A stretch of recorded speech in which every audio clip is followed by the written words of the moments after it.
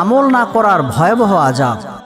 Abu Zayd Osama রাদিয়াল্লাহু আনহু বলেন, আমি রাসূলুল্লাহ সাল্লাল্লাহু আলাইহি সাল্লামকে বলতে শুনেছি, কিয়ামতের দিন এক ব্যক্তিকে সামনে আনা হবে, অতঃপর তাকে জাহান্নামে নিক্ষেপ করা হবে।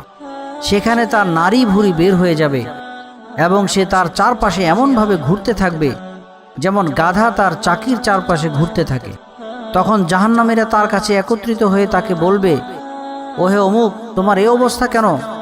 তুমি না আমাদেরকে সৎ কাজের আদেশ আর অসৎ কাজে বাধা দান করতে? সে বলবে, অবশ্যই আমি তোমাদেরকে সৎ কাজে আদেশ দিতাম, কিন্তু আমি তা নিজে করতাম না, এবং অসৎ কাজে বাধা দান করতাম, অথচ আমি নিজেই তা করতাম। বুখারী ৩২৬৭, ৭০৯৮।